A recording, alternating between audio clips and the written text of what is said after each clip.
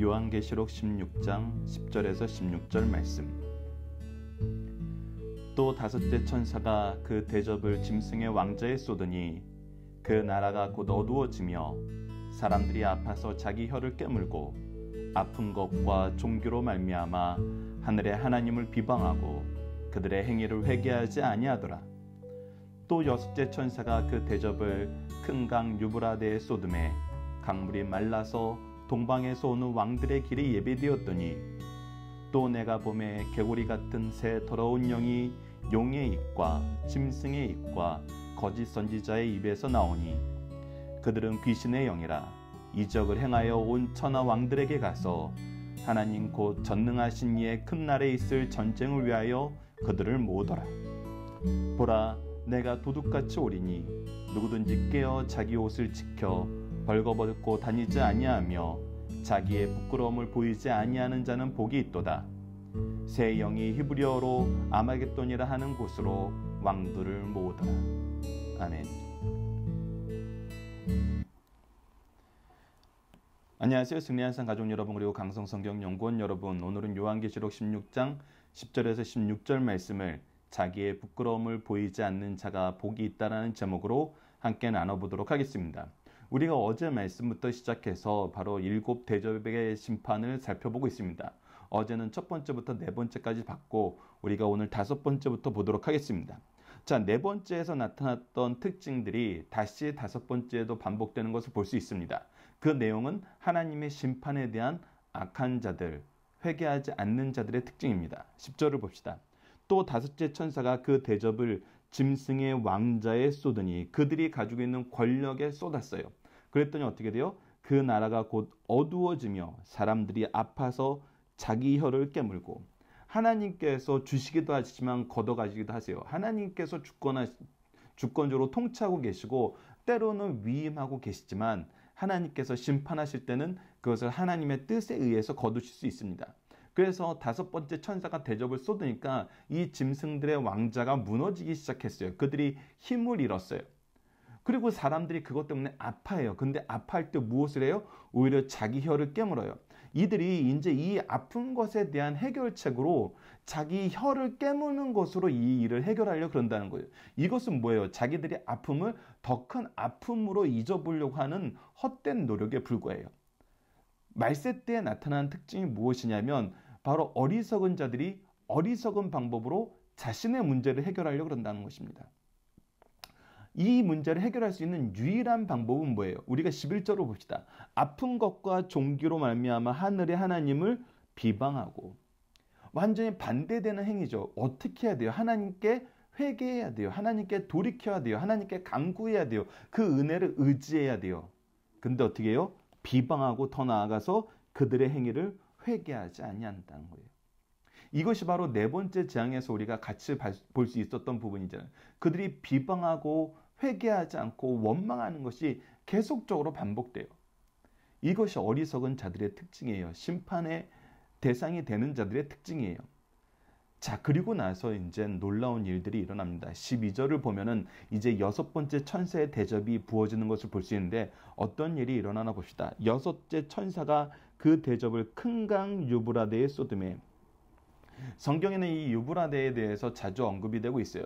특히 오늘 본문 말씀에서는 앞으로 일어날 최후의 전쟁 아마겟돈이 일어나는 그 장소로서 우리에게 소개를 해주고 있어요. 근데 이때 무엇이 일어나냐면 6번째 천사가 그 대접을 부었더니 바로 이 유브라데 강에 부었는데 어떻게 됐어요? 강물이 말라버렸어요. 우리 말라버린 거예요. 말라버렸더니 어떻게 됐어요? 동방에서 오는 왕들의 길이 예배되었더라. 왕들이 이곳에 모이는 것이 어렵지 않게 돼버렸어요.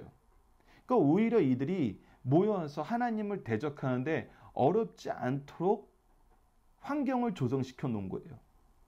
어떻게 된 거예요?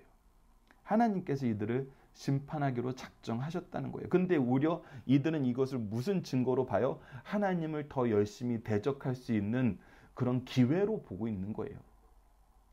자, 그래서 어떻게 이 이야기가 이어집니까? 13절을 보면 또 내가 보매 개구리 같은 새 더러운 영이 바로 하나님을 거역하고 하나님을 배반하고 하나님께 대적하는 자들이 이 더러운 영들인데, 이들이 나오는데 어디에서 나오냐면 용의 입과, 우리가 요한계시록에서 봤던 것처럼 용의 입은 뭐예요? 바로 사탄의 입이에요.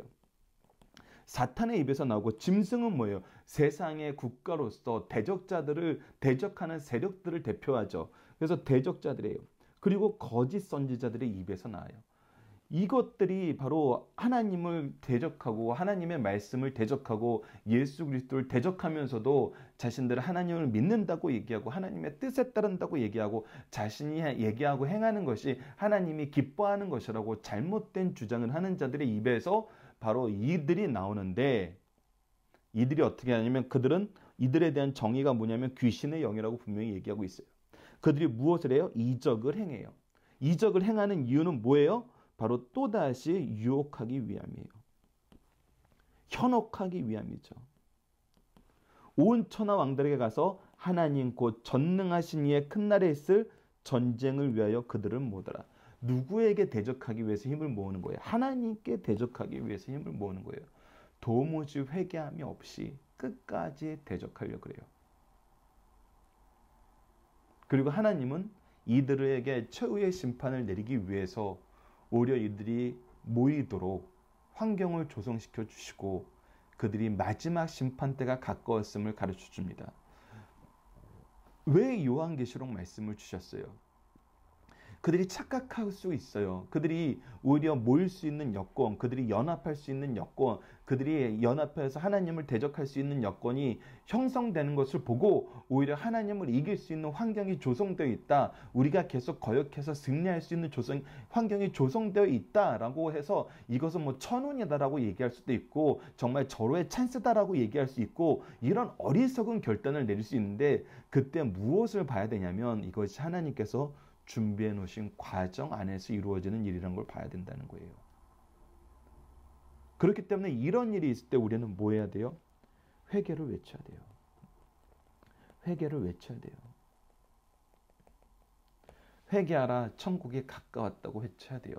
그리스도의 복음을 외쳐야 돼요. 그래서 뭐라고 얘기하시냐면 15절을 봅시다. 보라, 내가 도둑같이 오리니. 주님의 오심은 그 때를 우리가 알 수 없어요. 하나님만 아세요. 바로 그렇게 오세요.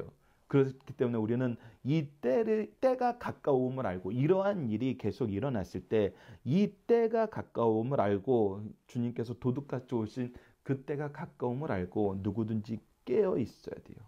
말씀에 깨어 있어야 되고 기도에 깨어 있어야 돼요. 그래서 뭐예요? 자기 옷을 지켜야 돼요.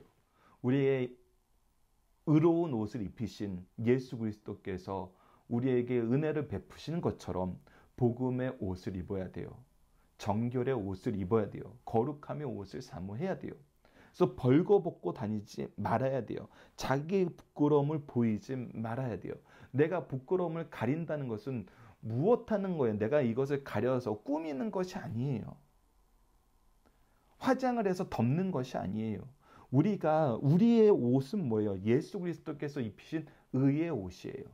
즉 우리의 죄의 옷을 예수님께서 대신 입으시고 예수 그리스도의 거룩한 의로운 옷을 우리가 입은 거예요. 예수 그리스도의 의의 정가를 얘기하는 거죠. 이 안에서만 우리가 부끄러움을 당하지 않아요. 예수 그리스도 안에 있는 것만이 우리가 복 있는 길이에요. 이것을 기억해야 된다는 것입니다. 이것이 우리가 지켜야 될 모습이라는 거예요. 그래서 새 영이 히브리어로 아마겟돈이라 하는 곳으로 왕들을 모으더라. 그래서 최후의 전쟁이 준비가 됩니다. 자, 보세요, 여러분들. 이 최후의 전쟁을 환경을 조성하는 분이 누구였어요? 하나님이셨어요. 그러니까 이것은 이들 입장에서 볼 때는 하나님을 대적하여 승리할 수 있는 환경이 조성되어 있다고 착각하는 것인데, 이것은 무엇하기 위해서 하나님이 준비해 놓으신 공간이고 장소예요? 바로 심판을 위해서 준비해 놓으신 공간이고 장소예요. 심판의 때가 왔음을 깨달아야 되는데 오히려 이들은 하나님을 대적하는 때, 기회로 착각하고 산다는 거예요. 우리는 이런 어리석음에서 벗어나서 15절의 말씀대로 그 때를 준비하면서 깨어서 말씀으로 깨우고 기도로 깨어서 오직 그리스도의 의를 힘입어 우리의 부끄러움을 그리스도의 거룩하게 하심으로 가리고 깨끗하게 하고 주님을 맞이해야 된다는 거예요. 주님 안에서 살아야 되고 주님의 복음을 위해서 살아야 된다는 것입니다. 자, 본문 묵상하기를 보도록 하겠습니다. 자, 다섯째 대접의 재앙은 무엇이냐고요? 그들의 그 짐승의 왕자를 무너뜨리는 거예요. 그곳이 이제 어두워져요.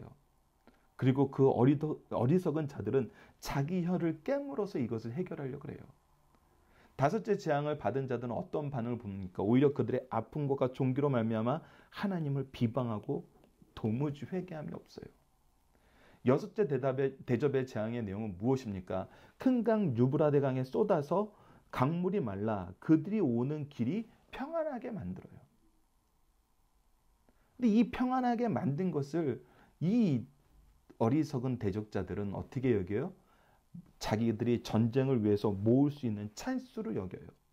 그래서 사탄의 영, 짐승의 영, 하나님을 대적하는 세력들의 영, 그리고 거짓 선지자들의 영처럼 그 짐승들이 오히려 세상을 충돌하고 왕들을 충돌해서 하나님을 대적하게 만들어요. 근데 우리는 어떻게 해야 돼요? 그의 때가 가까웠음을 알고 깨어서 주의 거룩하신 옷을 힘입고 그 안에서 우리가 예수 그리스도의 오심을 준비하는 거룩한 삶을 살아야 된다는 것입니다. 중심 사상을 봅시다. 첫 번째, 사탄의 세력은 인간들에게 기고만장하나 하나님의 심판 앞에는 어쩔 수 없다는 겁니다. 여자의 후손이 뱀의 머리를 상하게 한같이 다섯째 대접은 짐승의 보좌에 쏟습니다. 이때 적그리스도의 세력들의 활동과 기능이 마비될 뿐 아니라 엄청난 고통을 받게 돼요. 그러나 그들은 하나님의 심판을 받고 죄를 회개하고 돌이키기는커녕 도리어 하나님을 회방합니다. 악한 자, 불택자들은 사랑도 매도 쓸데없고 오직 멸망의 길로 간다는 것을 우리에게 보여주고 있습니다. 우리가 주위에서 깨어서 이걸 봐야 됩니다. 두 번째, 종말이 가까이 오면 올수록 세계를 통치하는 통치권자들은 사탄의 지배하에 들어간다는 겁니다. 그 사탄의 정체는 개구리와 같은 새 더러운 영으로 용이, 짐승이 거짓 선지자의 입에서 나와요. 이거 거짓에 의해서 나오는 자들이에요. 거짓을 위해서 나오는 자들이에요. 이들은 말에 능하고 개구리처럼 시끄럽고 징그럽습니다. 그러나 그들의 정체는 숨길 수 없고 그들은 결국 허사를 경험하게 됨을 우리는 말씀을 통해서 지속적으로 확인하게 됩니다. 마지막 세 번째입니다. 말세에 있을 큰 전쟁을 예고하고 있습니다. 이 전쟁을 아마겟돈 전쟁이라고 합니다. 이 전쟁을 일으킨 악한 자들은 수단과 방법을 가리지 않고 성도와 교회를 대적합니다. 그러나 주의 재림으로 그들은 패배하게 돼 있어요. 이 자리는 심판을 위해서 하나님이 준비하신 자리예요. 그들이 어리석어서 이 자리가 그들이 이길 수 있는 전쟁의 자리라고 생각하는데 미련한 것이고 헛된 것이죠. 영원한 유황불못에 들어가게 되는 그런 곳입니다. 이런 사탄 전쟁 준비를 볼 수 있는 성도들은 깨어서 기도해야 돼요. 말씀으로 깨우고 기도로 깨어 있어야 되고 주님이 오시는 날 부끄럽지 않게 우리가 주의 거룩하심에 힘입어서 그리스도의 사역에 동참하고 그분의 역사에 우리가 머물러 있어야 됩니다. 살펴보기 정답 여러분들 카페를 통해서 확인해 주세요. 아마겟돈의 종말론적인 의미가 무엇인지 간단하게 설명되어 있습니다. 그리고 우리가 적용하기입니다. 마지막 전쟁 때를 맞이하는 우리는 어떤 준비를 해야 됩니까? 해서 24일 가정예배, 우리 토요일날 가정예배 때 이 내용들에 대해서 여러분들이 전반적인 사항을 다 아실 수 있도록 박효일 목사님 강의집 내용이 소개되어 있어요. 그 안에서 이제 우리가 어떻게 준비해야 되는지 15절에 대한 주의가 뭐냐면 첫 번째는 주의 재림을 영접할 준비를 하면서 살아야 돼요. 그 때를 우리가 언제인지 알지 못하지만 이렇게 그 때가 가까이 오고 있음을 말씀을 통해서 가르쳐주고 있어요. 그래서 우리는 이 때를 준비하는 사람이 되어야 돼요. 그리고 이 때를 준비하는 사람은 무엇을 해야 되냐면 깨어 기도하는 삶을 살아야 돼요. 세 번째는 신앙에 대한 경각심을 가지고 있는 거예요. 자기 옷을 지켜야 돼요. 하나님 예수 그리스도께서 우리를 거룩하게 하시면 우리가 인정하고 의지하고 이것이 우리 삶의 기준이 되고 삶의 방향이 되어야 된다는 거예요. 그리고 신앙의 정절을 지켜야 돼요. 벌거벗어서 부끄러움을 드러내는 모습을 사는 것이 아니라 계속 이 안에 거하여야 된다는 거예요. 예수 그리스도의 은혜 안에 거해야 되고 예수 그리스도의 역사 안에 거해야 된다는 것입니다. 자, 주님이 오실 때 나타나는 특징들은 무엇입니까? 예, 마지막 대적들의 큰 모임. 이것을 그들은 찬스라고 여기지만 뭐예요? 하나님의 심판의 장소예요. 하나님이 준비하시고 그들을 내버려 두신 장소예요. 하나님의 심판이 가까이 오고 있습니다. 그래서 악한 세력이 연합하는 것을 보거든 우리는 더욱더 무엇해야 돼요?